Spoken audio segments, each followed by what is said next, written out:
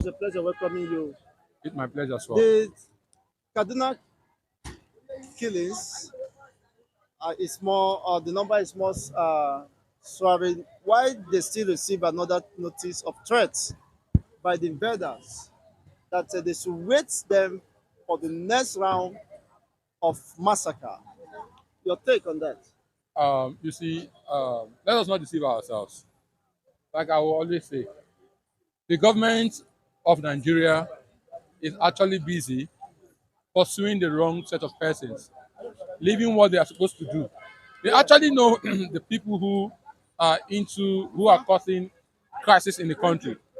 But when you leave the cause of a sickness, and you're profiling, you're giving a first aid, that sickness will continue to grow. We already know that in as long as the Northerners are concerned, as far as Nigeria is concerned, the North, they are untouchable. No matter any government that comes in, uh, they will perpetrate their evils and go away empty and go away scot free. But meanwhile, those that are my pains and anger is that the government has left those who they are supposed to hold accountable and running chasing after the Easterners who are actually pursuing a just cause. Hmm. We saw what happened yesterday. We saw what happened just last night over the killings of innocent citizens by police and then unknown gunmen in Aguleri. That there was a loss of two police officers. You see, if the government has channeled this energy, they have channeled it in the east, in the north, would have had peace over there. Because with these people in the north, they had nothing they are agitating for.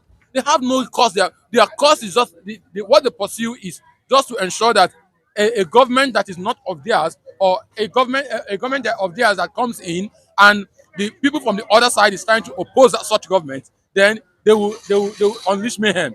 And when you look at who are those mayhems they unleash, who are those mayhems are being channeled towards. It is being channeled towards the east. It is channeled towards the Easterners. Go take the record. If you take records of those who have lost their life in that And Kaduna, Christian communities. in that Kaduna saga, you Hmm. find out that you have not you have over 60% Easterners, and then and they are all Christians.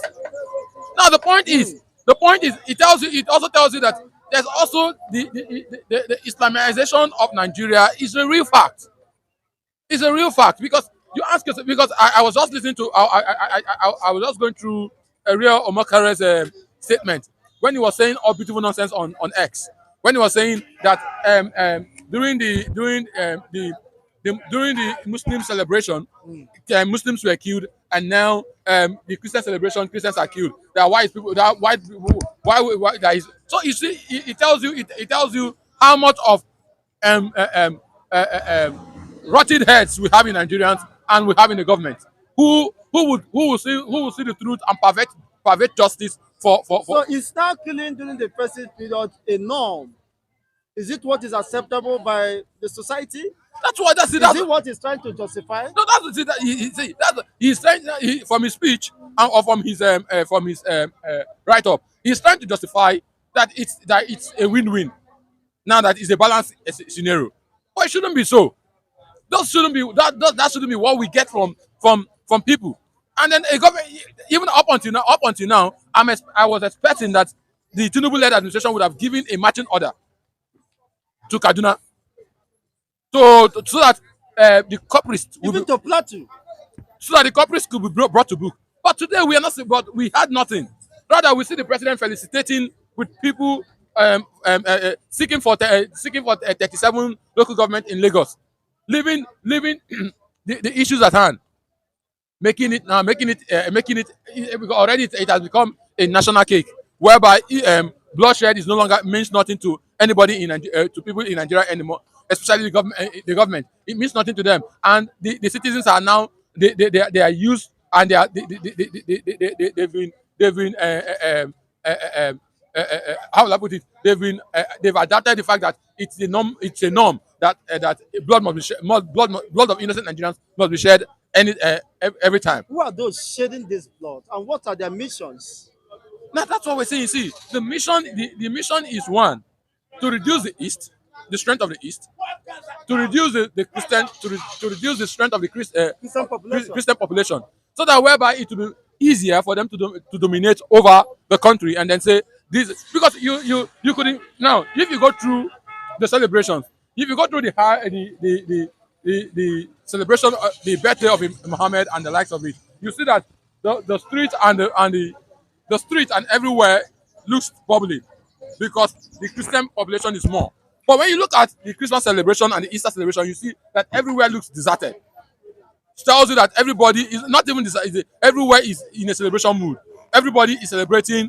So that alone does not tell well to them. So they want a scenario whereby they will say this is an Islamic country, and it's projecting what the Islamic nature they are projecting is. So those are the things, and that's why you can't take it away, because it wasn't like there was a crisis. There wasn't any crisis. There wasn't any outburst of of dispute. But this is just a pure and a sheer wicked act. People sit somewhere, plan, they cook whatever they want to do, sit calm, and now you ask yourself, where is the DSS? Exactly. Where is DSS? intelligence Because gatherings? in things like this, the DSS should be the number one persons to smoke out all of these things. And you see these acts will be perpetrated, and the DSS will have no answer, will have no clue to it. Not new to it, and not But even now, getting those. but when you now look at the IPOP guys, they won't even have any plan. They won't even even sit for any. The DSS will cook up stories that are malicious and that are not tenable, laying those things against them. So that is why when you look at it, you see already that the country is tilted towards a particular direction. Which direction is this? That the East and the Christian race, the Christian religion must be brought down. Dude, So that's just it. That's what we are seeing in the country. honestly, that DSA, what are they doing with all the noise they are making about IPOB, about time on it? Why can't they get the information that this Kaduna or Plateau communities are to be attacked? Even after the attack, they have not arrested single person. Now that's why I said to you, the DSS is in the known of all of this, and all of these permutations and all of these calculations has been drilled perfectly well with them. So they can't say they don't know all of this. They pave way for these things to happen. They pave way for all of these things to happen. And then if they say they don't know about it, it means that they are not working. It simply means that their boss and the DSS is just giving Nigerians hopeless hope, giving Nigerians wrong information. Because as I speak to you, I know that the DSS is supposed to be planted even here to understand what is actually going to play out, or to gather information. Because if things as grievous as what happened in Kaduna and Plateau State that plan wasn't a plan of overnight. Honestly, It wasn't a plan they planned just within a night. It's a plan that it is a plan that has actually been planned for quite a long time. It took time for such plan to take place, and after such plan must have taken place it also took time for it to be executed. So and to the extent that the distress call that we have put across to security operatives, nobody could come to their rescue until it is too late. Until the damage has been done. That's you are coming to where you're still coming to my point. Why I say it is already a premeditated plan, because when a premeditated plan as such as this, you will see the police, you see the army, you see the DSS and their like coming 5 hours after the incident is over. And by the time they come, they begin to pick innocent citizens, all because they want to show off. They just want to show off that they've worked. And then that's why you see innocent citizens wasting under the DSS custody for no just cause. You see the innocent citizens being put behind bars for no just cause, just because the DSS or the police just want to cover up their mess. So those are all the points. Because DSS and the police cannot tell me that something happened and all of the period when these things are happening, because this is not an operation of 20 minutes. This is not an operation of 10 minutes. This is not an operation of 30 minutes. For This, 2 days. this is an operation that took place for over 48 hours, and the police and the DSS could not even show up. The army could not even show up.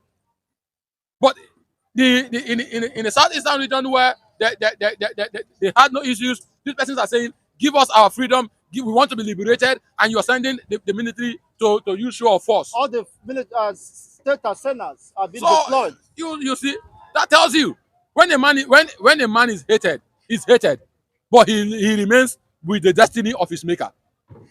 So I think I will continue to say that the Eastern race remains with the destiny of our chi. Our chi has always been with us, and that's why, despite of all the fight against the Eastern region, we still remain strong. And anywhere we step our foot upon, we succeed and we excel. That is why we have never gone down, and that's why we will never go down. I think even the Bible says it, that a man who plotted against a just man, eh, will suffer from his plot. So that is my say or my take to all that has been happening and the Kaduna saga. Unfortunately, some say that his nemesis Kama are catching up with Gowon for what he did to the Biafrans during the war.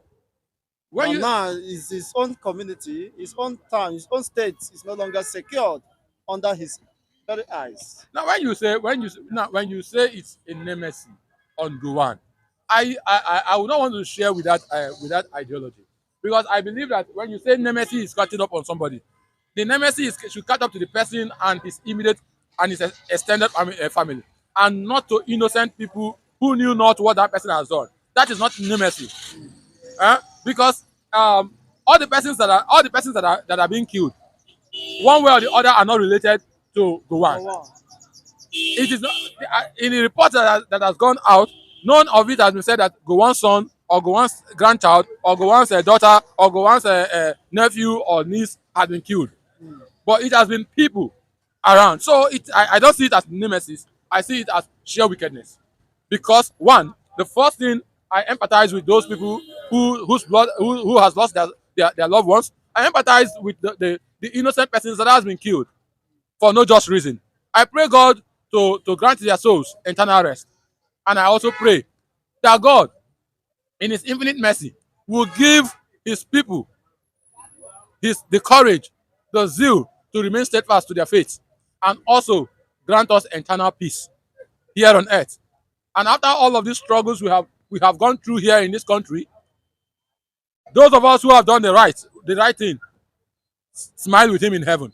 And those of us who have done the wrong, obtain our due punishment as is enshrined in the Bible.